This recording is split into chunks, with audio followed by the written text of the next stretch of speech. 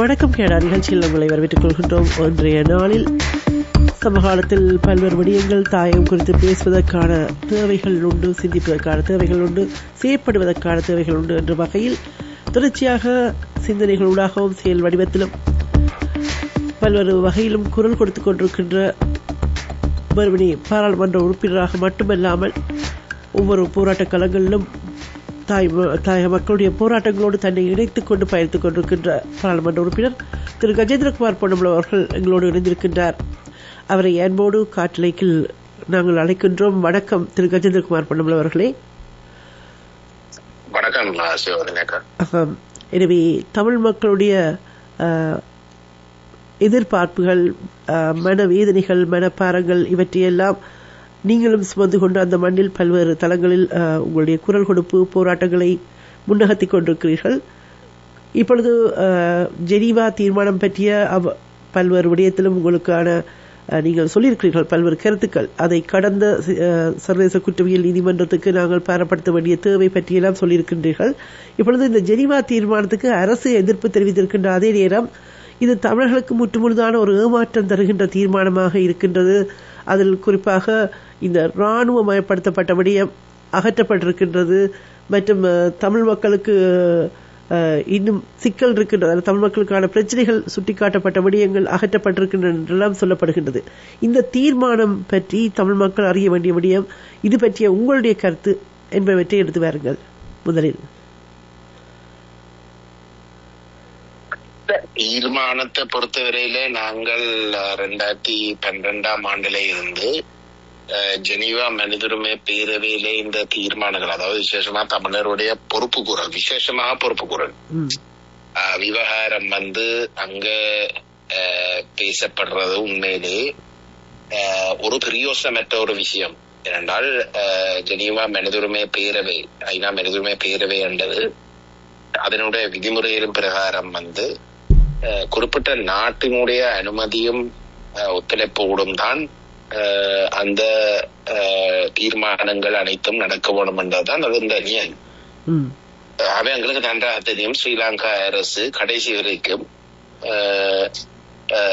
ஒரு சர்வதேச குற்றவியல் விசாரணை ஊடாக, என்னடா ஒரு சர்வதேச குற்றவியல் விசாரணை நடந்தால் மட்டும்தான் அது ஒரு சுயாதீனமான ஒரு விசாரணையாக கருதப்படும். ஒரு நடுநிலைமை வகிக்கிற ஒரு விசாரணை முயற்சியாக கருதப்படலாம். ஏனென்றால் ஸ்ரீலங்கா அரசும் தமிழ் தேசத்துக்கும் இடையில நடந்த மோதல்ல ஸ்ரீலங்கா அரசு நடந்த மோதல்ல நடைபெற்ற குற்றங்களை விசாரிக்கிறா தான் குற்றவாளி தன் சொந்த குற்றங்களை விசாரிக்கிறதுக்கு சமமான ஒரு விஷயம். ஆகவே அவ்வகையான ஒரு நிலைமையை விரும்பி ஆதரிக்க போறதில்லை. மாறாக அதாவது ஒரு சர்வதேச குற்றவியல் விசாரணையை விரும்பி ஆதரிக்க போறதில்லை. மாறாக தானே விசாரிச்சு அதை மூடி மறைச்சு இறுதியில தமிழர் விடுதலை புலிகள் இயக்கத்துல முழு பழியையும் போட்டு தாங்கள் தப்பிக்கிறதுக்குரிய சும்மா வேணுமென்ற சின்ன சில்லறைகளுக்கு இது ஒன்று கொடுக்கலாம். ஆனால் ஒட்டுமொத்தமாக அரசு இதுல எந்த ஒரு தவறும் செய்ய இல்லை என்ற ஒரு நிலைமையைத்தான் அதை கொண்டு வரும். ஆகவே நாங்கள் அதை தொடர்ந்து அதை எதிர்த்து வருகிறோம். ஆனால் அந்த தீர்மானங்களுக்கு முதல் சும்மா கடமைக்காவது சர்வதேச மட்டத்திலேயும் ஒரு சில விஷயங்கள் நடக்க ஓணும் என்று வலியுறுத்தினார்.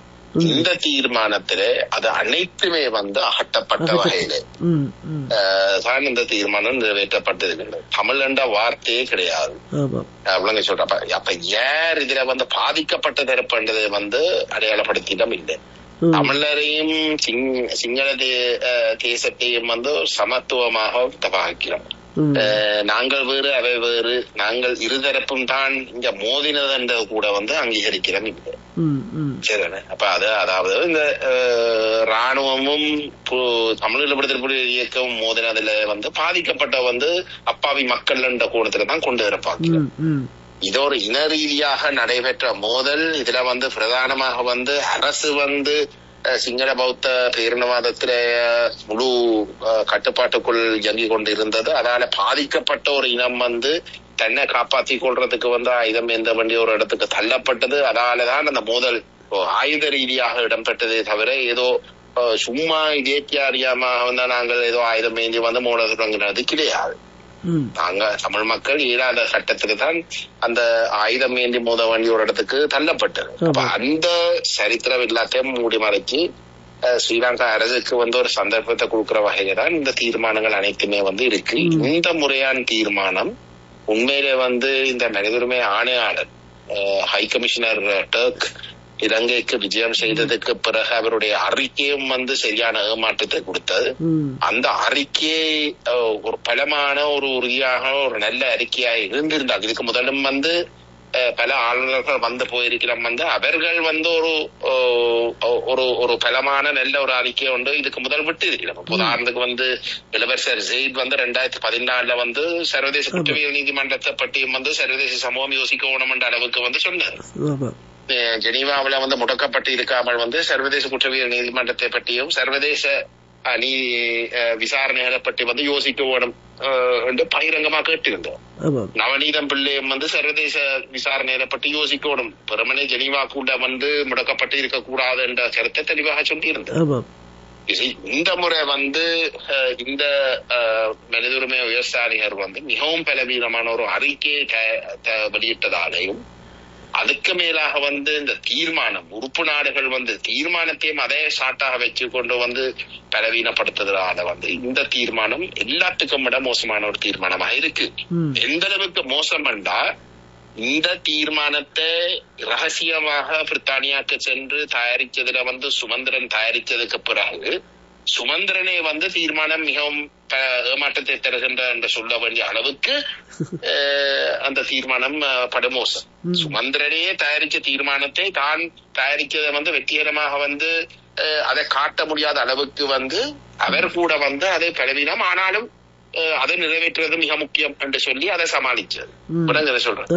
அந்த அளவு தூரத்துக்கு சுமந்திரன் கூட நியாயப்படும். பல பேர் சுமந்திரன் ஏதோ ஒரு வகையில ஒரு பச்சை பொய்யை சொல்லி நியாயப்படுத்துற இன்றைக்கு சுமந்திரன் கூட நியாயப்படுத்த முடியாத அளவுக்கு இந்த தீர்மானம் ஒரு படு மாற்றத்தை கொடுக்கிற ஒரு நிலைமையை பொறுத்த நாங்கள் இந்த தீர்மானம் நிறைவேற்றப்படுறதுக்கு முன்னம் இந்த நிலைமை ஒரு கட்டாயம் வரும். சுமந்திரன் ரகசியமாக ஏற்கனவே சென்று கதைச்சு எல்லாம் பேசி இணங்கி இருக்கிறோம் என்றதை தெரிய வர இடத்துல நாங்கள் மக்களை கொண்டு மக்களுடைய நிலப்பாடு என்னன்றதை வெளிப்படுத்துறதுக்கு முயற்சியை அவசரமாக மேற்கொண்டாங்க. அந்த வகையில தான் நாங்கள் இந்த பொறுப்பு கூறின விவகாரம் ஜெனீவா மனித உரிமை பேரவையில இருந்து வெளியிலே எடுக்கப்பட்டு சர்வதேச குற்றவியல் விசாரணைக்கும் சர்வதேச குற்றவியல் நீதிமன்றத்துக்கும் சர்வதேச இன்டர்நேஷனல் கோர்ட் ஆஃப் ஜஸ்டிஸ் சர்வதேச நீதிக்கான நீதிமன்றம் ஐசிசிக்கும் ஐசிஜேக்கும் கொண்டு போறதுக்குரிய முயற்சியே சர்வதேசம் ஈடுபட ஓடுமே தவிர இந்த மனித உரிமை பேரவைக்குள்ள இதை தொடர்ந்து வச்சிருக்கிறத அனுமதிக்க கூடாது. நீங்கள் 2012 காலங்களிலிருந்து நீங்கள் தொடர்ச்சியாக சொல்லி வந்திருக்கிறீர்கள். நீங்கள் சொன்னது போல இது ஒரு மெல்லப்படுத்தப்பட்ட ஒரு நிலையில் இந்த தீர்மானங்களை நம்பிக்கொண்டிருக்காமல் நாங்கள் செய்ய வேண்டிய நகர்வு வேறொரு விடயமாக இருக்கின்றது என்ற விடயம் தொடர்ச்சியாக நீங்கள் சொல்லியிருக்கிறீர்கள். நீங்கள் சொன்ன விடயங்கள் யாவும் இப்பொழுது நடந்திருக்கின்றன என்பதை நாங்கள் பார்க்கின்றோம். இதேவேளை இன்னொரு விடயத்திலும் நாங்கள் பார்க்கின்றோம் உங்களுடைய தொடர்ச்சியான சாட்சியம், இனப்படுகொலை சாட்சியத்தை அதாவது சர்வதேச அரங்கில் நீங்கள் ஒவ்வொரு தீர்ப்பாயத்திலும் பல அறிஞர்கள் நீதிபதிகள் என்றெல்லாம் கூடி ஏற்படுத்தப்பட்ட தீர்ப்பாயங்களில் முதலில் இருந்த அந்த டப்ளின் தீர்ப்பாயத்தில் போர்க்குற்றம் மனித குலத்துக்கு எதிரான குற்றம் இருந்த விடயம் பின்பு பிரேமனில் நீங்கள் இன அழிப்பு என்று கொண்டு வருவதற்கு காரணமாக இருந்தவர் நீங்களாக இருக்கிறீர்கள். இப்பொழுது அது அந்த இனப்படுகொலை என்ற விடயம் அது நடந்தது இனப்படுகொலை இல்லை என்று சுமந்திரன் கூறிய காலங்களிலும் தொடர்ச்சியாக இட்டுவரையில் நடந்த இனப்படுகொலைகள் பற்றி தொடர்ச்சியாக குரல் கொடுத்து அதனுடைய சாட்சியம் என்ற ஒரு விடயத்தை இப்பொழுது அண்மை காலங்களில் நீங்கள் உயர்த்து பேசி வருகிறீர்கள். அதாவது விடுதலை புலிகள் எவ்வாறு உங்களோடு தொடர்பு கொண்டார்கள் இறுதிக்கட்ட காலங்களில் என்ற விடயம். இந்த விடயங்களை வைத்துக் கொண்டு நாங்கள் சர்வதேச குற்றவியல் நீதிமன்றமோ அல்லது அடுத்த கட்டத்துக்கு மக்களை முன்னகத்துவதற்கு இந்த மக்கள் ஒருமுகப்பட்ட சிந்தனையோடு பயணிப்பதற்கு நீதிக்காக என்ன செய்ய வேண்டும்? முதல்ல வந்தாக்கா நான் அந்த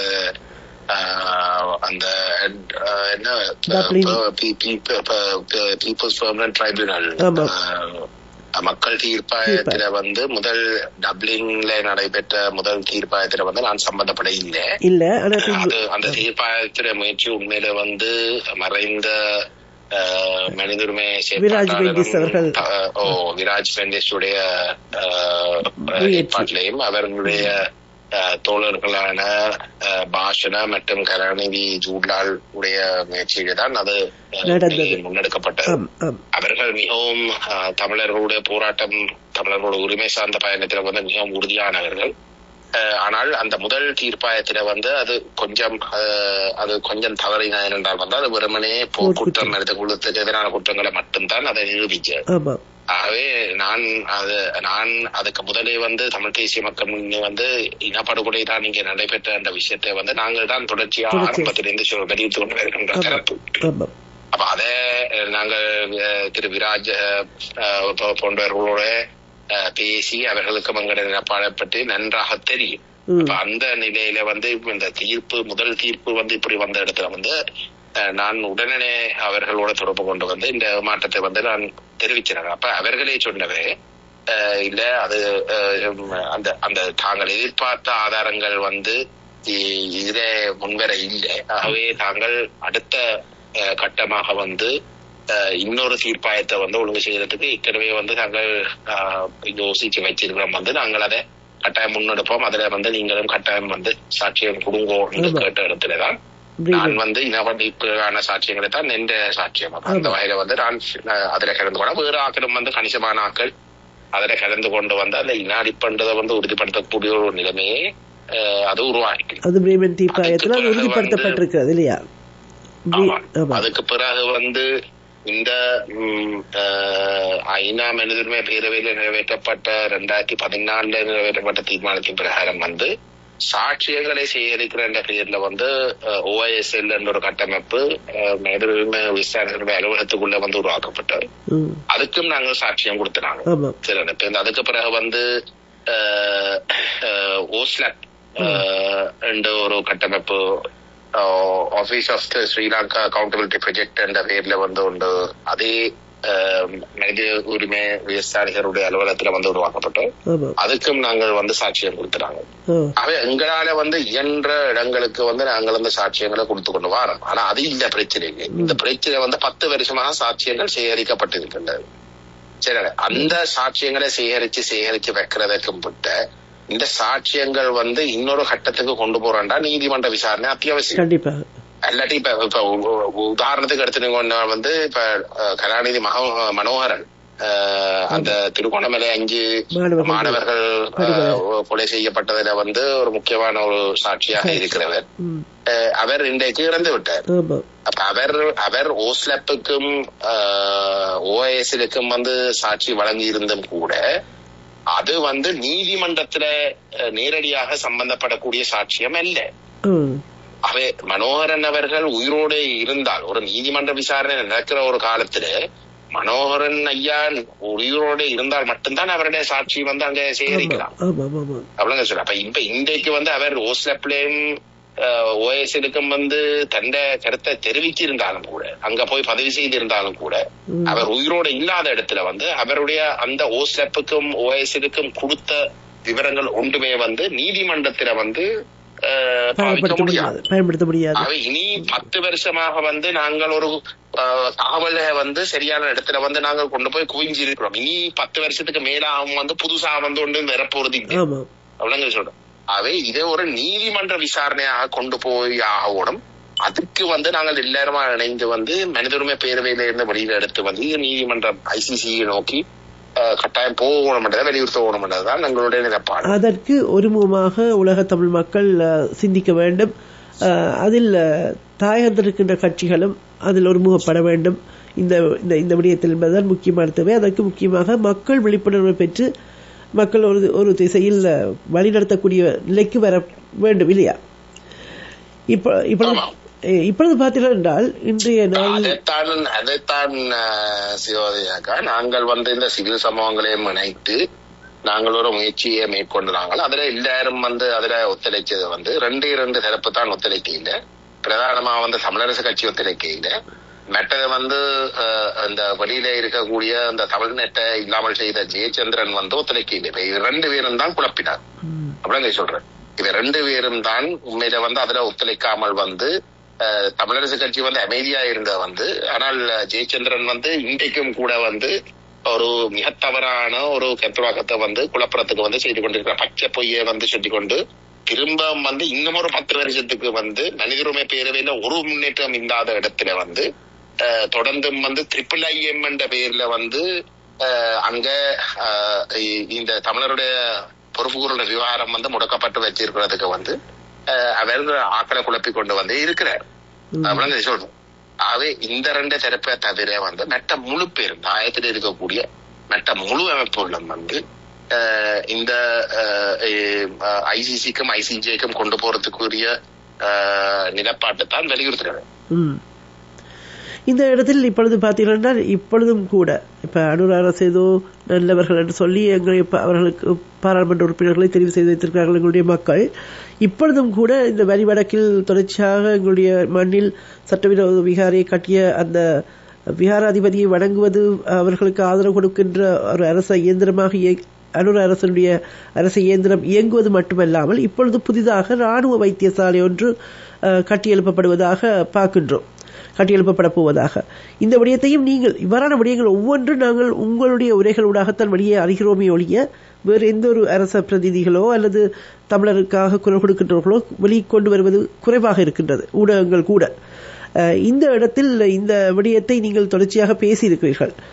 இப்பொழுது இவ்வாறான ஒரு சூழலில் இந்த ராணுவம் நீக்கப்படவில்லை, ராணுவமயப்படுத்தப்பட்ட மக்கள் எங்களுடைய மண் கொஞ்சம் கொஞ்சமாக ஆக்கிரமிக்கப்பட்டு வருவது, இவை யாவுமே சர்வதேச பரப்புக்கு கொண்டு செல்கின்றவராக இருக்கின்றீர்கள்.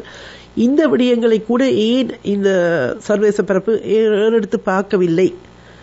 இதற்கு அடுத்ததாக நாங்கள் தமிழ் மக்கள் எவ்வாறு சிந்திக்க வேண்டும்? நான் கேட்கிறேன், 19 தமிழ் பாராளுமன்ற உறுப்பினர்கள் வந்து வடகிழக்கை பிரதிநிதித்துவப்படுத்துறதுக்கு இந்த போன பாராளுமன்ற தேர்தலில் வந்து தெரிவு செய்யப்பட்டிருக்கிறார். 19 பேர்ல வந்து 8 பேர் நேரடியா வந்து அரசாங்கத்தோட நிக்கிறோம். மிச்சம் 11 பேர் தான் எதிராளிகளே இருக்கிறோம். அந்த 11 பேர்ல வந்து 8 பேர் தமிழரசு கட்சியை சார்ந்தவர்கள். தமிழரசு கட்சியின் தலைவரும் செயலாளரும் இந்த செம்மணி நடந்திருக்குத்தானே, இந்த செம்மணி புதைக்குழிகள் வந்து வெளிவந்து இருக்கிற இடத்துல நாங்கள் தான் அதை பிரதானமா வந்து வெளியில கொண்டு வரலாம். சரி, எங்களுடைய உறுப்பினர் கிருபாகரன் அவர்கள் தான் எங்களுடைய யாழ்ப்பாண மாநகர சபை துணை மேயர் டெபுட்டி மேயர் வேட்பாளராக தான் கிருபாகரன் இருக்கிறார். சரி, அவர் அந்த சித்துப்பாத்தி மைதானத்துல வந்து அவர் தான் அந்த நிர்வாகத்துல வந்து ஒரு உறுப்பினராக இருக்கிற இடத்துல வந்து அவருக்கு இந்த விஷயங்கள் தெரிய வர வந்து அவர் எங்களுக்கு சொல்ல வந்து நாங்கள் அந்த இடத்துக்கு போய் ஊடகங்களையும் பெற சொல்லி நாங்கள் இது செம்மணிக்குரிய ஒரு விஷயம், செம்மணியின் புதைக்குழியல் தான் இங்க இருக்கிறதாக வந்து நாங்க சந்தேகிக்கிறோம், இது கட்டாயம் விசாரிக்கப்படணும் என்ற அர்த்தம் கொடுத்து அது கிருபாகரன் ஊடாக வந்து போலீஸ்ல வந்து போய் முறைப்பாடு செய்யவும் வந்து போலீஸ் அதை மறுத்த இடத்துல வந்து நாங்கள் சட்டத்தின் சுகாஷை அனுப்பி அதை எப்படி என்றாலும் பதவி செய்ய பெற்றதால தான் இன்றைக்கு இந்த விசாரணை ஆரம்பிக்கிறோம். சரியான அப்ப நாங்கள் இந்த விசாரணை ஆரம்பிச்சு இது செம்மணி உண்மையிலே வந்து அந்த 600 உடல்கள வந்து ஒரு முக்கியமான ஒரு புதைக்குழி என்று தெரிய வந்த இடத்துல மெட்டவே இல்லாம அதுக்குள்ள வந்து பாயணும். சரியான சரி, அப்ப நல்ல விஷயம். வந்த இடத்துல இந்த பாராளுமன்றத்துல வந்து 19 பேர்ல வந்து அரசாங்கத்துக்கு 8 பேர், அரசாங்கம் எங்களுக்கு தெரியும் இதை எல்லாத்தையும் மூடி மறைக்கிறது தான் நிக்குது. சரியான ஆனால் அந்த அரசாங்கத்துக்கு பதிலா வந்து இங்கால 11 பேர் இருக்கு, எதிராளியில 11 பேர் இருக்கா, தமிழரசு கட்சிக்கு 8 பேர். தமிழரசு கட்சியின் தலைவரின் செயலாளர் வந்து அனுரகுமாருக்கு வந்து எழுது கடிதம், இந்த விசாரணை எப்படி செய்யணும்ன்றதை சொல்லி வந்து அனுரக்கு வந்து ஒரு கடிதம் எழுதப்படுது.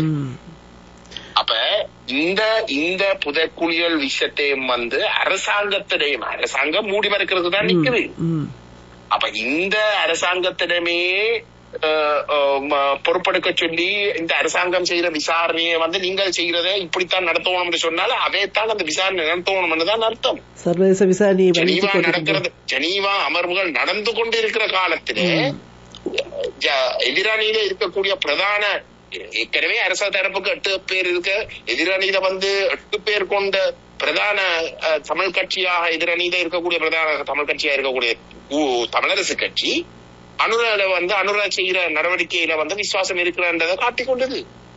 ஜெனீவா நடந்து கொண்டிருக்கிற இந்த காலத்துல அவ்வளவு சொல்ற தீர்வு திட்டம் ஒன்று தயாரிக்க போகுதுன்னு சொல்ற இடத்துல வந்து அனுர ஏக்கியராஜ அரசியலமைப்பை கொண்டு வர போறோம் பகிரங்கமாக வந்து அனுரகுமார சொல்லி இருக்கிற இடத்துல ஏக்கியராஜ தீர்வு திட்டம் எங்களுக்கு சரி வராதுன்னு மக்கள் தமிழ் மக்களுக்கு வந்து பேக்காட்டி கொண்டு இருக்கிற தமிழரசு கட்சி அனுரக்கு வந்து எழுது வந்து எங்களோட பேசுங்கோ, எங்களை கூப்பிட்டு பேசுங்கோ.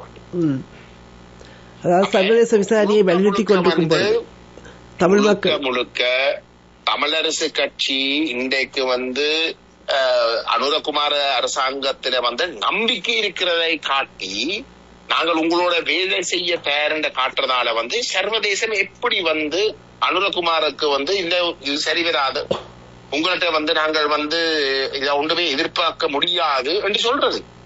19 பேர்ல வந்து அரசு தரப்புக்கு 8 பேர், பிரதான எதிர்கட்சியில இருக்கக்கூடிய தமிழ் கட்சிக்கு 8 உறுப்பினர்கள், 19 வடகிழக்கு பிரதிநிதித்துவப்படுகின்ற 19 தமிழ் பாராளுமன்ற உறுப்பினர்கள் 16 பேர் ஒரு அணியில நிக்கிறோம்டா வந்து நாங்கள் எப்படி போய் சொல்லாம வந்து அரசாங்கம் மீது வந்து தமிழ் மக்களுக்கு வந்து நம்பிக்கை இல்லை.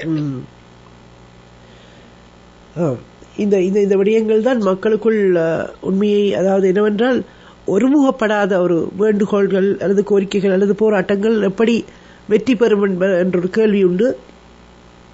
இந்த இடத்தில் இப்பொழுது இந்த 1996 ஆண்டில் ஸ்ரீலங்கா ராணுவத்தால் நிகழ்த்தப்பட்ட இந்த போர்க்குற்றங்கள் தொடர்பாக சாட்சியம் அளிக்க தான் தயார் என்று சோமரத்ன ராஜபக்ஷ சொல்லியிருக்கின்றார். அதாவது ஒரு சத்திய கடுதாசி ஐநா மனித உரிமை ஆணையாளரிடம் வழங்கப்பட்டிருக்கின்றது சொல்லப்படுகின்றது. இந்த விவகாரத்தை எவ்வளவு தூரம் வெளிக்கொண்டு வரலாம் என்றால் இப்பொழுது செம்மணியின் அடுத்த கட்ட அகழ்வுகள் இந்த மழைக்காலங்களில் தொடர முடியுமா என்ற ஒரு கேள்விக்குறியோடு இருக்கின்ற நிலையில் இந்த சத்திய கடுதாசி விவகாரத்தை எவ்வாறு பார்க்கலாம்? கடதாசியை பற்றி எனக்கு சொல்ல முடியாதக்கா, ஏனென்றால் நான் உண்மையிலே வந்து அது சம்பந்தமா வந்து நான் சம்பந்தப்பட இல்லை. அப்ப எனக்கு அது சம்பந்தமா விவரங்கள் பெருசா தெரியாது. ஆனால் இந்த ராஜபக்ச என்றவர் வந்து நாங்கள் எப்படி பார்த்தாலும் வந்து அவர் ஒரு குற்றவாளி. அவர் ஒரு குற்றவாளி. அவருக்கு வந்து இன்றைக்கு வந்து அவர் தன்னுடைய அரசாங்கம் வந்து இந்த முழுக்க வந்து வெள்ளையடிக்க முடியாத நிலையில வந்து அவர் ஒரு குற்றவாளியாக வந்து ஏற்றுக்கொண்டு அவரை சிறை தண்டனை வந்து விதிக்கிறதுக்குரிய ஒரு நிலைக்கு தள்ளி இருக்கு. சரியான அப்ப அப்படிப்பட்ட ஒரு நிலையில வந்து அவர் எப்படி இருந்தாலும் ஏதோ ஒரு வகையில வந்து வெளியில மாறப்பட்டு தான் யோசிப்பார். சரியான அப்ப அவர் வந்து ஒரு ஸ்டேட் விட்னஸாக மாறி தான் ஏதோ ஒரு வகையில வந்து சாட்சியம் கொடுக்குறேன்னு சொல்லி அரசாங்கத்தோட வந்து ஒத்துழைச்சு ஏதோ ஒன்றை செய்யறதுக்கு தயார் காட்டி பொது மன்னிப்பை எடுத்து வெளியில மாறதுதான் அவருடைய நோக்கமா இருக்கு. அப்ப அப்படி அரசாங்கம் வந்து அவருக்கு அந்த சந்தர்ப்பத்தை கொடுக்க போகுதுன்றாலும் வந்து அது எப்படி இருக்கும்ன்றதை நாங்கள் இதுதான் பார்க்கணும். ஆகவே என்ன பொறுத்தவரையில வந்து ஒரு குற்றவாளி என்று நிரூபிக்கப்பட்ட ஒரு நிலையில அது அவர் வந்து கிருஷாந்தி குமாரசாமி விஷயத்துல வந்து அதுல தான் தனக்கு சம்பந்தம் இல்லை என்று சொல்லியும் வந்து நிரூபிக்கப்பட்ட ஒரு இடத்துல அதை வச்சு வந்து நான் வந்து சரித்திரத்தில் இருக்கிற பொருத்தம் இல்லை என்றுதான் என்னுடைய கருத்து. எதுவாக இருந்தாலும் வந்து ஒரு சர்வதேச விசாரணை ஒன்று செம்மணிக்கு நடந்தே ஆகணும். அது இந்த அரசாங்கத்துடைய பிடியில இருந்து வெளியில எடுக்கப்பட்டே ஆகணும். அது மிக முக்கியம்.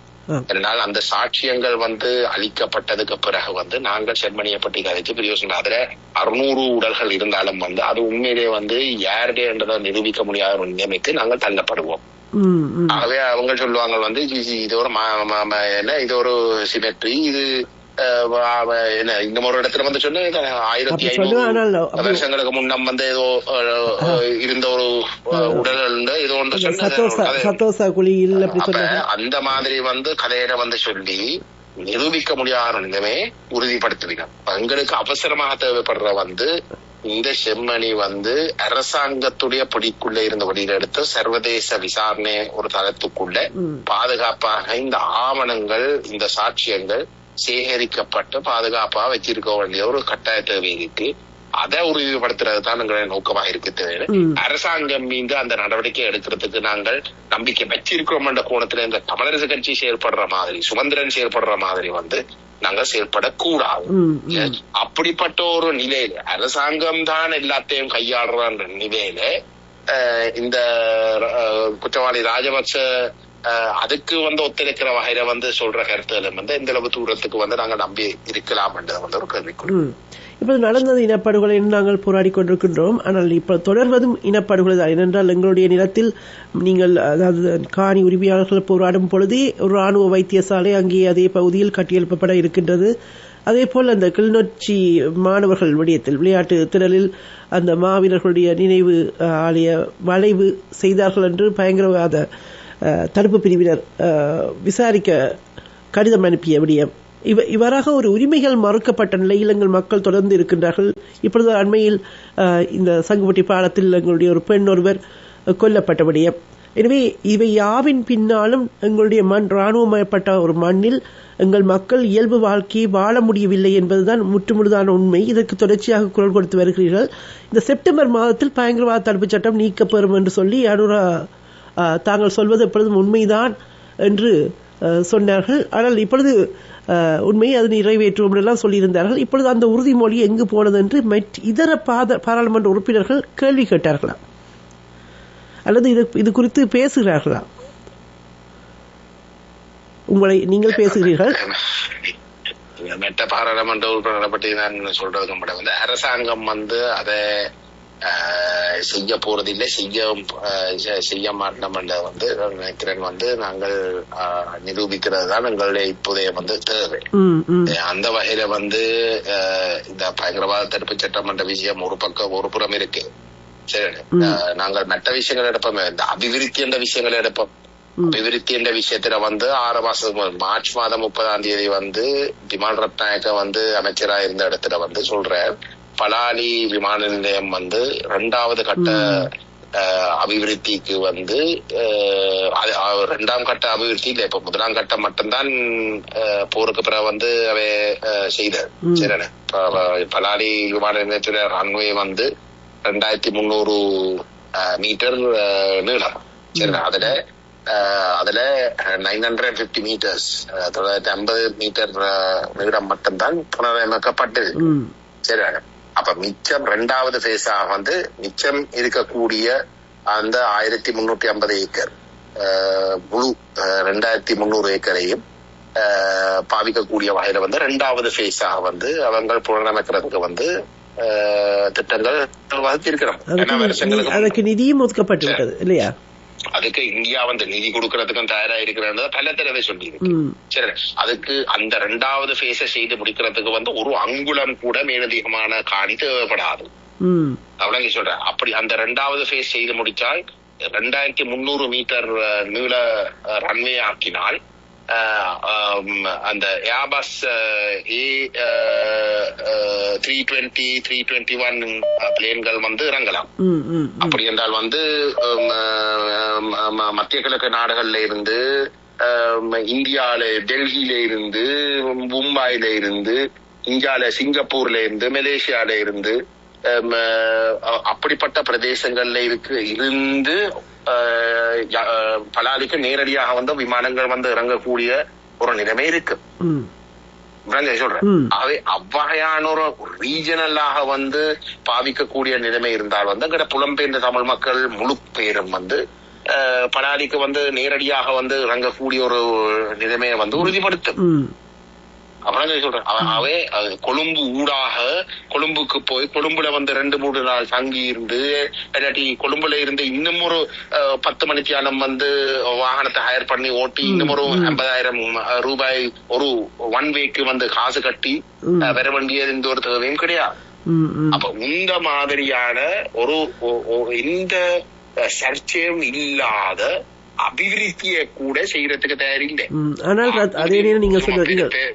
பெருமையோட வந்து ஒரு தங்களே புகழ்ற வகையில வந்து தாங்கள் போய் சொல்ல மாட்டோம், தாங்கள் இதை எல்லாத்தையும் செய்வோம், 6 மாசத்துக்குள்ள செய்து முடிப்போம் என்று சொன்ன ஆட்கள் பலாலிக்கு வந்து 1% வந்து ஒதுக்காமல் வந்து ரத்மலால வந்து கட்டுநாயக்க விமான நிலையம் ஏற்கனவே இருக்கு. ஆனா ரத்மலால வந்து புனரமைக்கிறதுக்கு வந்து 3 பில்லியன் ரூபாயை வந்து ஒதுக்கி இருக்கு. ஆகவே இது முழுக்க வடகிழக்குல வந்து தேசிய மக்கள் சக்திக்கும் ஜேவிபிக்கும் வந்து தமிழ் மக்கள் ஆணையை போன தேர்தலையும் வந்து கொடுக்க இல்லை.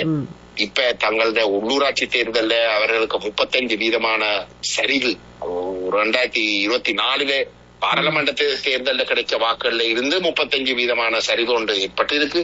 ஆகவே தமிழ் மக்கள் கடைசி வரைக்கும் வந்து தங்களுக்கு வாக்களிக்க போறீங்க தெரிஞ்ச இடத்துல அவர்கள் வந்து தங்களுடைய வாக்கு வங்கி வந்து தெற்கில மட்டும்தான் ஆகவே கிடைக்கிற எல்லா நிதியையும் வந்து தெற்கில வந்து கொண்டு போய் குவிக்கிறது தான் பார்க்கிறோம். அப்படி இல்ல சர்வதேச மட்டத்துல வந்து PTA போன்ற விஷயங்களை வந்து மனித உரிமை சார்ந்த விஷயங்களை இனப்பிரச்சனை தீர்வு சார்ந்த விஷயங்களுக்கு வந்து தேவைப்படுற விஷயங்களை செய்யறாங்க இல்ல.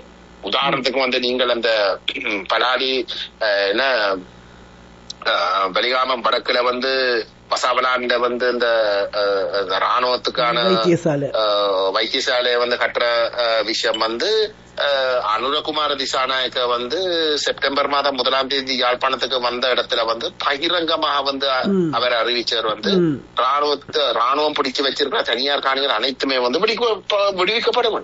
அவர் அப்படி சொன்னதுக்கு பிறகுதான் இந்த வைத்தியசாலை கட்டுற வேலையர் வந்து தொடங்கி இருக்கு. அவர் நடக்கிறது முழுதுமே சும்மா கதைக்கு வந்து பேச்சுக்கு வந்து மக்களுக்கு வந்து பேக்காட்டுறதுக்கு வந்து ஒரு கதை நடைமுறையில வந்து அதுக்கு நேர்மாறாக வந்து இந்த அரசாங்கம் இதுக்கு முதல் இருந்த இனவாத அரசாங்கங்களோட ஒப்பிட்டு பார்க்கறதுக்கு ஒரு வித்தியாசமும் இல்லாமல் நடக்கிறது தான் இந்தியா யதார்த்தம். முக்கியமாக இந்த பயங்கரவாத தடுப்பு சட்டம் என்பது நீக்கப்படுவது குறித்து ஒரு கதை இல்லை, அதை பற்றி பேச்சே இல்லை. இன்னும் மாணவர்கள் அச்சுறுத்தப்படுகின்ற குற்ற விசாரணைகளுக்கு உட்படுத்தப்படுகின்ற கடுதாசிகள் அனுப்புவது போன்ற விடயங்கள் அச்சுறுத்தல்கள் தொடர்கின்றன என்பதுதான் அதை நீங்கள் சுட்டிக்காட்டுகிறீர்கள். ஆனால் மற்றவர்கள் ஏன் பேசவில்லை, ஏன் இதற்காக ஏனென்றால் ஒருமுகமாக அனைவரும் அரசாங்கத்துல வந்து நம்பிக்கை தெரிவிக்கிறதுக்கு வந்து விழுந்து விழுந்து வந்து கடிதம் எழுதுற ஆட்கள் வந்து இந்த விஷயங்களை வந்து பெருசுப்படுத்துகிறோம்ன்றது வந்து ஒரு கேள்விக்குறி. அதைத்தான் மக்கள் கேட்க வேண்டும் அவர்களிடம். சரி, இனி மக்களை இணைத்துக் கொள்கின்றோம், உறவுகளை இணைத்துக் கொள்கின்றோம். இருங்கள் அப்படியே. காற்றலையில் நாங்கள் வணக்கம் கேடா நிகழ்ச்சியில் இணைந்திருக்கின்றோம். உறவுகளை இணைத்துக் கொள்கின்ற பொழுது இப்பொழுது இணைந்திருக்கின்ற முதல் உறவு. வணக்கம். வணக்கம் சுயோதனே. வணக்கம் ஐயா. வணக்கம் திரு கஜேந்திரகுமார். நான் சோமசுந்தரமங்கல் கதைக்கிறேன். முக்கியமாக தமிழ் தேசிய மக்கள் முன்னணி 2010ஆம் ஆண்டிலிருந்து 2015 ஆண்டு காலமாக தடம் பெறலாமல், தகுடுதோம் போடாமல், சரியான நேர்கோட்டிலே தெளிவான கருத்துக்களை சொல்லி இதுதான் எங்களுடைய நிலப்பாடு என்ற உறுதியா இருப்பது பாராட்டுதற்குரிய விஷயம். ஆனால் மக்கள் முன் புலம்பெயர்ந்த நாடுகள் ஒரு கேள்வியில் வைக்கப்படுது. இவர்கள் யாழ்குடா நாட்டுக்குள்ள மட்டும்தான் இவர்களுடைய பரப்புரை சரி, கருத்து பரிமாற்றம் சரி நடைபெறது. வெளி மாவட்டங்களுக்கு இவர்களால் நகர முடியவில்லை. மக்களோட சேர்ந்து கலந்துரையாடல்களை இவர்கள் வலுப்படுத்தவில்லை என்ற விமர்சனங்கள் வைக்கப்படுகிறது. அதற்கும் பதில் தேவை. அடுத்ததாக நேற்றைய தினம் தையிட்டியில ஒரு போராட்டம் நடைபெற்றிருக்கிறது. அதுல பௌத்த பிக்குகள் பேருந்தில் வந்து அந்த பௌத்த பிக்குகள் விகாரைக்கு செல்லாம திருப்பி சென்றிருக்கிறார்கள். அந்த இடத்துல நடந்த போராட்டத்தில் தமிழ் தேசிய மக்கள் முன்னிருந்த செயற்பாட்டாளர்களை என்னால் அவதானிக்க முடியவில்லை. அது சம்பந்தமாக உங்கள்கிட்ட கேட்டுக்கொண்டு, அடுத்ததாக அந்த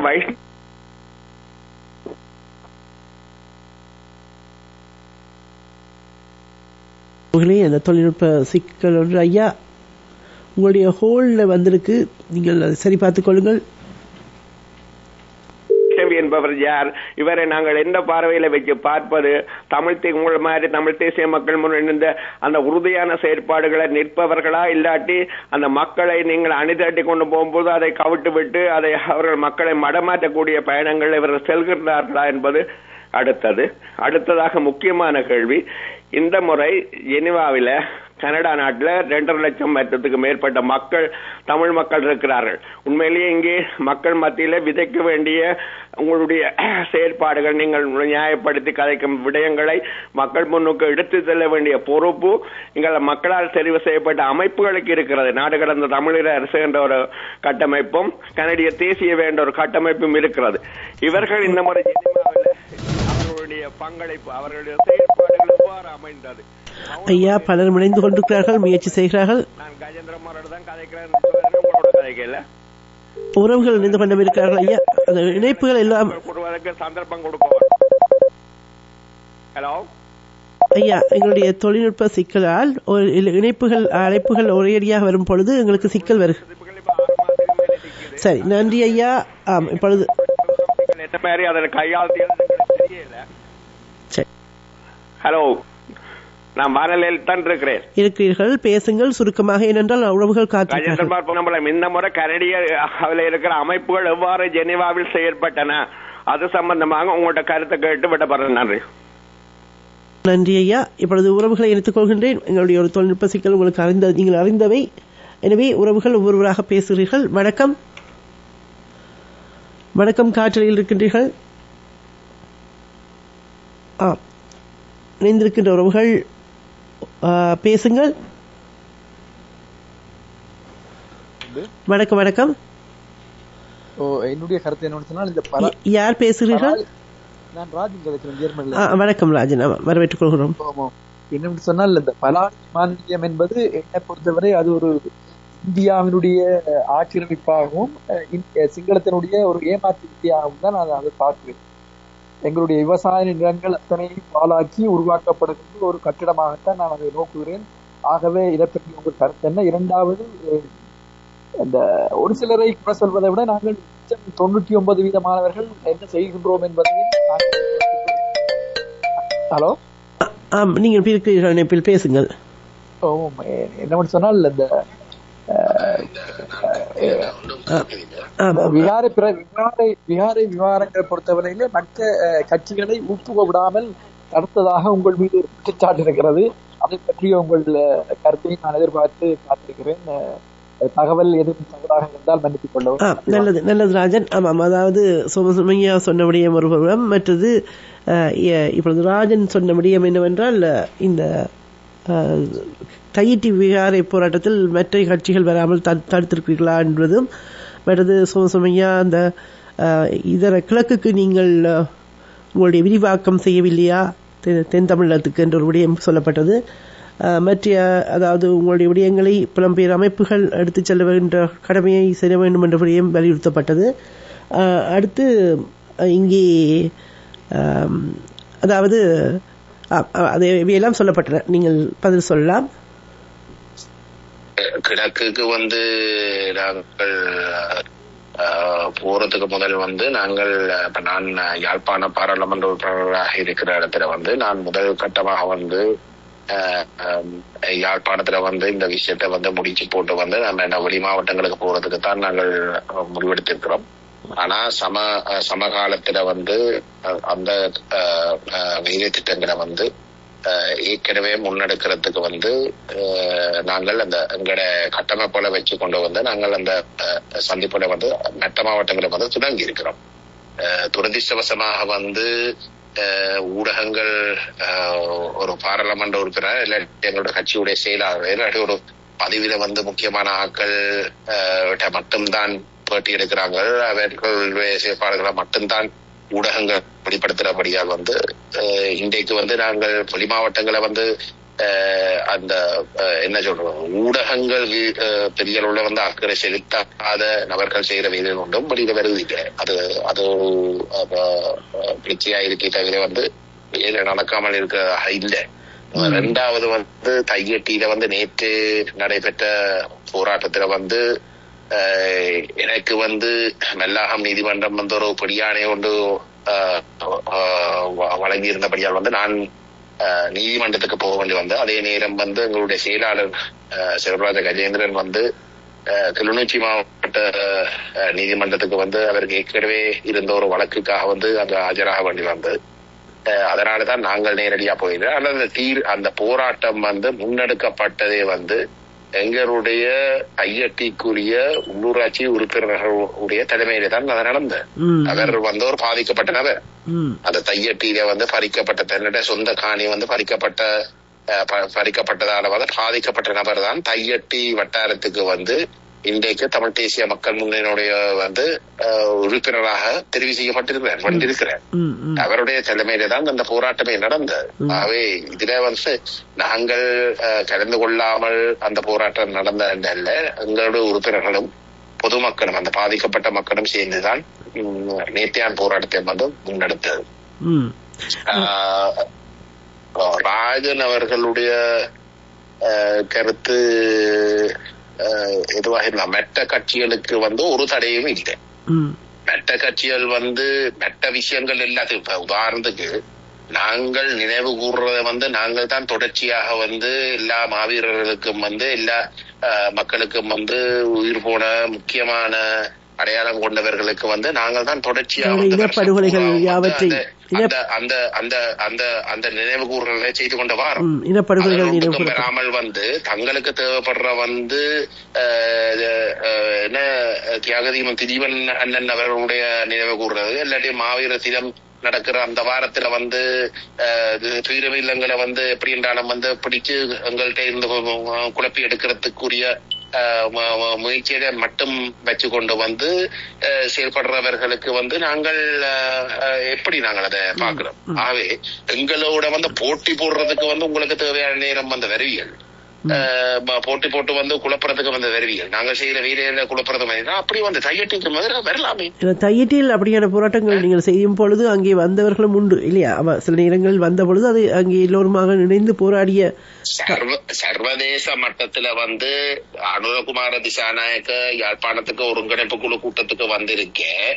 அந்த ஒருங்கிணைப்பு குழு கூட்டத்துல வந்து தையட்டி விவகாரத்தை வந்து நான் கதைக்க அதுல அங்க இருந்த எந்த ஒரு கட்சியுடைய எம்பிமாரும் வந்து கதைக்காமல் இந்த அர்ச்சனா ஆண்டவர் வந்து அதுல எழும்பி வந்து நான் கதைச்சுக்க நேர்மாறாக வந்து கதைச்சு அந்த தையட்டி விகாரைய வச்சிருக்கிறதுக்கு வந்து நியாயப்படுத்த அது மக்கள் மட்டத்துல சரியான கோவத்தை ஏற்படுத்துறேன். அதுவும் ஆளுநர் வந்து தவறான ஒரு உண்மைக்கு முரணான கருத்தொண்டை தெரிவிச்சு ஏதோ அங்க இருக்கக்கூடிய மக்கள் மாட்டுக்காணியருக்கு வந்து இணங்கினவே பாதிக்கப்பட்ட மக்கள் மாட்டுக்காணியருக்கு இணங்கினான்ற கருத்து தவறாக வந்து அவர் அந்த கூட்டத்துல பதிவு செய்த இடத்துல வந்து அந்த போராட்டத்துல ஈடுபட்டு கொண்டிருந்த மக்கள் கோவிச்சு இருந்த இடத்துல அது கணிசமான கோவத்தை வந்து ஏற்படுத்தினார். சமூக மட்டத்துல வந்து மிகப்பெரிய வந்து ஒரு பேச்சு பொருளா வந்து மாறுங்க.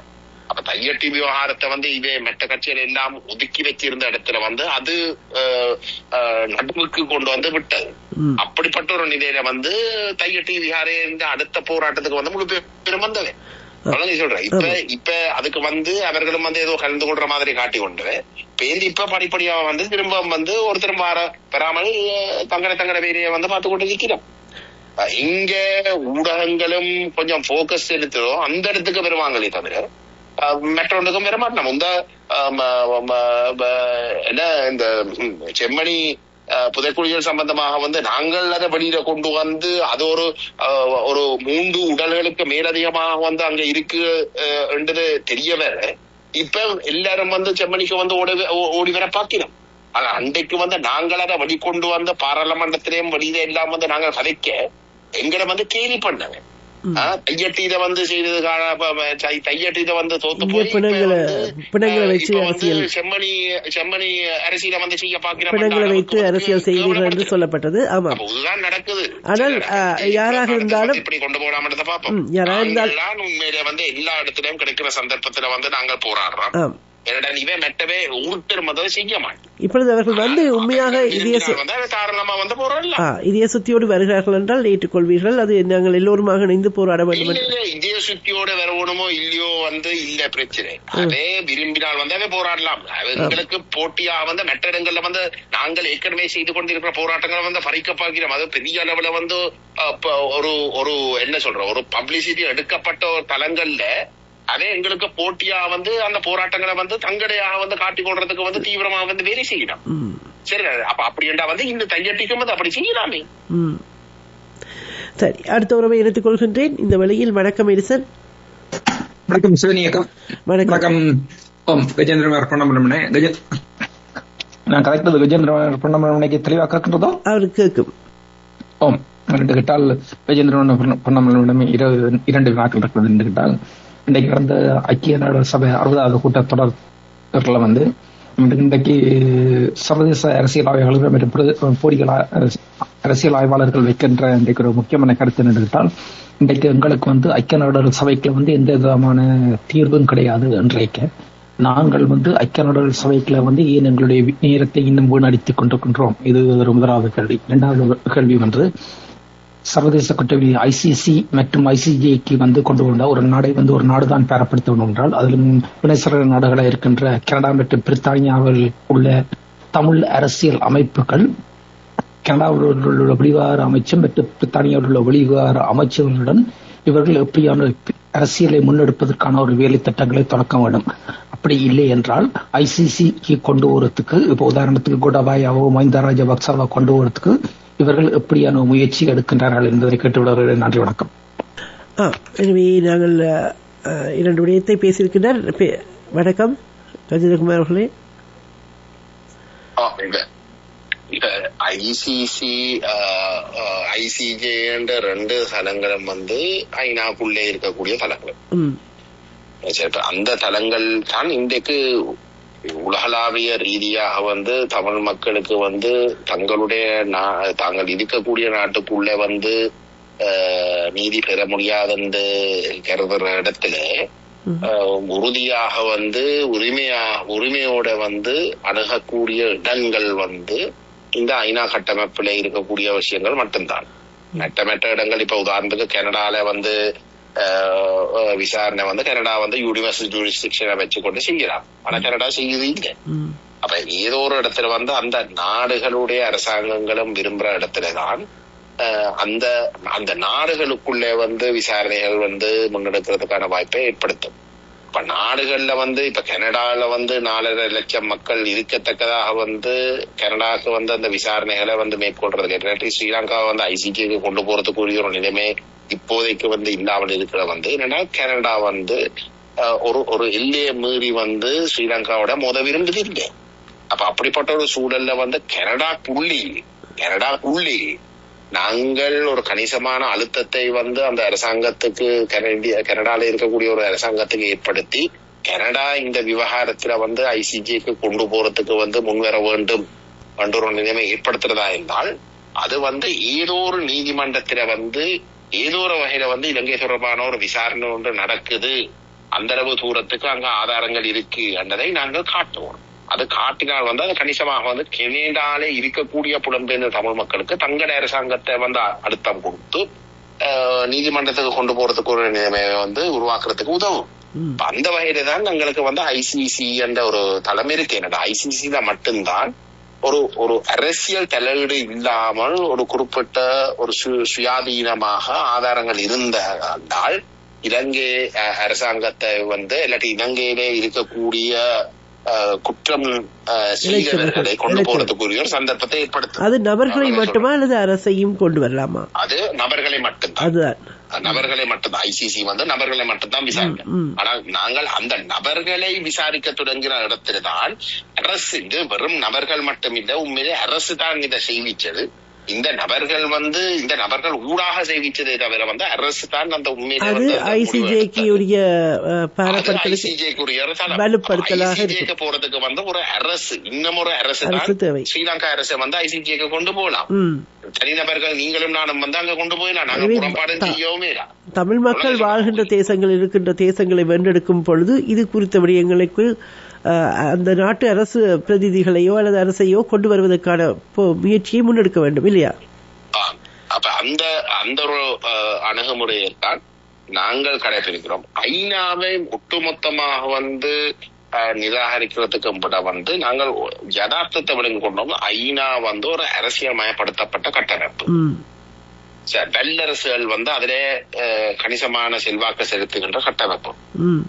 அப்படிப்பட்ட ஒரு இடத்துல அந்த வல்லரசுகளுடைய நலன்கள் அங்க கணிசமாக பிரதிபலிக்கும். ஐநா மனிதனுமே பேரவே ஆக மோசமான ஒரு கட்டமைப்பு.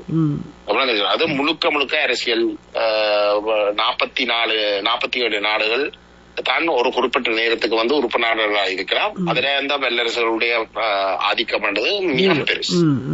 சரி, அங்க நடக்கிற தீர்மானங்கள் அந்த அரசாங்கங்கள் விரும்பின தீர்மானங்கள்.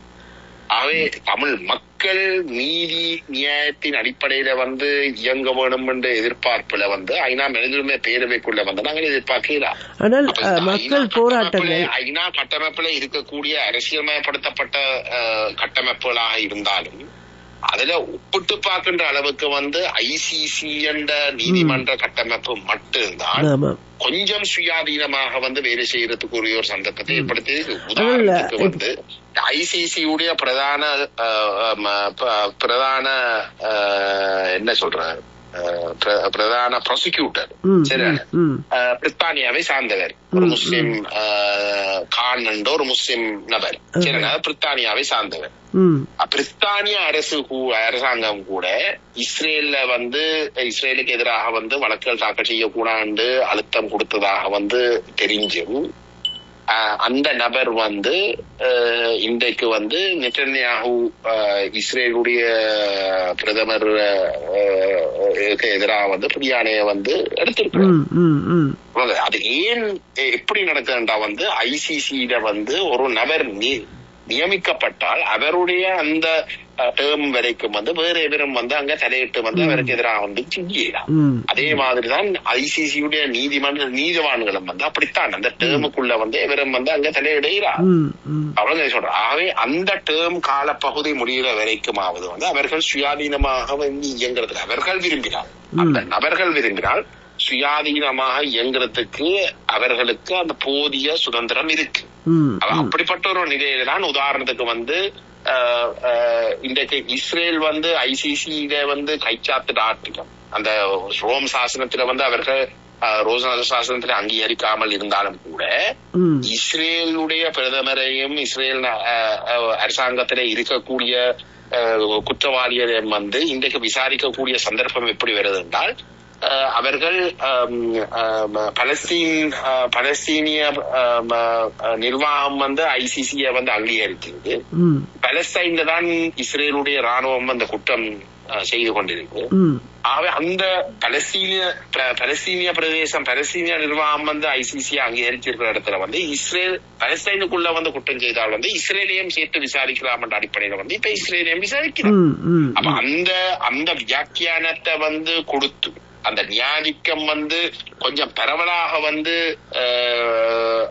விஸ்தரிச்சு அந்த அவர்களுடைய அந்த நியாயதிக்கத்தை பயன்படுத்துறதுக்கு அந்த சுயாதீனமாக இயங்கும் அழுத்தங்கள் இருந்தாலும் அந்த எப்படி இருந்தாலும் நாங்கள் இந்த குற்றங்களை விசாரிக்கிறது தான் எங்களை பணியாக இருக்கணும். ஆக எந்த அளவு தூரத்துக்கு நாங்கள் இத ஒரு வைட் இன்டர்பிரிட்டேஷனை கொடுத்து எந்த அளவுக்கு குற்றம் சுமத்து செய்கின்ற நாடுகளை விசாரிக்கிற நிலைமை உருவாக்கலாமோ அந்த அளவுக்கு நாங்கள் அதை விசாரிச்சுத்தான் இன்டர்பிரேட் பண்ணணும் என்ற ஒரு விருப்பத்தின் பிரகாரம் எடுக்கப்பட்ட ஒரு சில முடிவுகளால அதுக்கு பிறகு வருகின்ற புது புது ஆக்களும் அதை கடைபிடிச்சு கொண்டு செய்யலாம். அப்ப அந்த வகையில இன்றைக்கு இலங்கை கைச்சில அந்த ரோம் சாசனத்துல சைன் பண்ணாவிட்டாலும் மியான்மர்ல சைன் பண்ணல. ஆனா மியான்மர் விசாரிக்கப்படுற மாதிரி இன்றைக்கு இலங்கையும் இலங்கை செய்த தவறுகளை ஐசிசில விசாரிக்கிற நபர்களை, அதாவது இனப்படுகொலையாளிகளை அவ்வாயான ஒரு நிலையில நாங்கள் இப்ப இருக்கிற சிஸ்டத்துல கண்ணுக்கு முன்னாலே நாங்கள் ஏதோ ஒரு வகையில முன்னேறக்கூடிய சந்தர்ப்பங்கள்ல ஐசிசி தான் முன்னுக்கு வச்சுக்கொண்டு முன்னுக்கு போகணும் என்று சொல்றோம். அதாவது இனப்படுகொலையாளிகளை நாங்கள் விசாரித்து அந்த தண்டனைகள் கொடுக்கக்கூடிய ஒரு சூழலை உருவாக்குவதற்கு சுயாதீன விசாரணைக்கும் சுதந்திரமான நகர்வுகளுக்கும் ஐசிசி சாதகமாக இருப்பதனால் அதை நாங்கள் நோக்கி நகரும் பொழுது அடுத்தது ஐசிஜேக்கு போகக்கூடிய ஒரு வாய்ப்புகள் உருவாகும் என்றதை நீங்கள் பார்க்கிறீர்கள், அப்படித்தானே? வலுப்படுத்தல். அதே நேரம் இந்த ஐநாவில் இந்த விடயங்களை நாங்கள் முற்றிலுமாக புறக்கணிக்க கூடாது என்றால் அது பேசுபொருளாக கொதிநிலையில் மக்கள் போராட்டத்தை உணர்த்தும் வகையில் தொடர்ச்சியாக மக்கள் அழுத்தங்கள் கொடுத்த வண்ணமும் இருக்க வேண்டும் என்பதும் சரிதானா? அது இப்ப நாங்கள் அதுல கட்டித்தனமா நடந்துக்கணும். இப்ப ஒரு பெரிய இந்த வல்லரசுகளே எங்களுடைய பொறுப்பு கூறல் விவகாரத்தை ஐநா மெருதுரிமை பேரவைக்குள்ள முடக்கிறதுக்கு பாக்கிறோம். அவைக்கு ஸ்ரீலங்கா விவகாரம் சர்வதேச அரங்கில பேச்சு பொருளா வச்சிருக்கணும்னு தேவை இருக்கு. ஆனால் அவர்கள் அந்த தேவையை எப்படி பூர்த்தி செய்யணும்டா ஒரு பிரயோசனம் இல்லாத ஒரு அதிகாரம் இல்லாத ஒரு மனிதருமை பேரவைக்குள்ளே வச்சிருக்கிறதையும் கூட அவர்கள் தங்கட தேவையை பூர்த்தி செய்யலாம். அப்ப தமிழ் மக்கள் அதை நம்பி இருக்க கூடாது.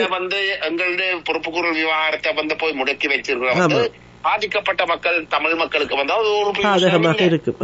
அவ்வாயான ஒரு நிகழ்ச்சிகளுக்கு நாங்க கண்ண மூடி கொண்டு நாங்க கூடாது. பேச்சு பொருளா வச்சிருக்கிற தேவைக்காக அந்த பேச்சு பொருளாக மட்டும் தான் வச்சிருக்கிறதுக்கு கூடிய ஒரு தளத்துக்கு நாங்க விரும்பி போய் நாங்க கூடாது. எங்களுக்கும் எங்களுடைய பொறுப்பு கூறுற விவகாரம் சர்வதேச அரங்கில வந்து இருக்கணுமாக இருந்தால் அது எங்களுக்கு உண்மையிலே ஒரு முன்னேற்றத்தை கொடுக்கக்கூடிய தலங்களுக்கு கொண்டு போறதுக்கு தான் நாங்க பார்க்கணுமே தவிர ஒரு பிரயோசனம் இல்லாத சும்மா பேசிக்கொண்டு ஸ்ரீலங்கால வந்து தாங்கள் விரும்பின ஆட்சிகளை வந்து கவர்த்து விரும்பாத ஆட்சியரை கவர்த்து விரும்பின ஆட்சியரை கொண்டு வரதுக்கு ஒரு அழுத்த கருவியாக வந்து வச்சிருக்கக்கூடிய தலங்களுக்கு நாங்கள் விரும்பி இணங்கி 15 ஆண்டுகளாக நாங்கள் முடங்கி கிடக்கின்றோம் என்ற நிலை கடந்து நாங்கள் இயங்கு தளத்தில் சென்று எங்களுடைய இந்த இனப்படுகொலையாளிகளை இனம் கண்டு தண்டிக்கக்கூடிய சூழலை ICC ஊடாக நாங்கள் கொண்டு வரும் பொழுது ICJ ஊடாக அதை நாங்கள் ஒரு நாட்டினுடைய அனுசரணையோடு வென்றெடுக்க முடியும். அதற்கு நாங்கள் வாழ்கின்ற தேசங்களில் அந்த தேசங்களை வென்றெடுக்கின்ற முயற்சியை இன்னும் முனைப்பாக, குறிப்பாக கனடா எல்லாம் ஓரளவுக்கு இனப்படுகொலையை நடந்தது என்று சொல்லி ஏற்றுக்கொள்கிறது, தமிழ் மக்களுடன் துணை நிற்கிறோம் என்று சொல்கிறது. அடுத்த கட்டமாக நாங்கள் இந்த ICJ போன்ற விடயங்களில் அவர்களை ஈடுபடுத்துவதற்கு கனடா வாழ் தமிழ் மக்கள் முன்முனைப்போடு செயல்பட வேண்டும்.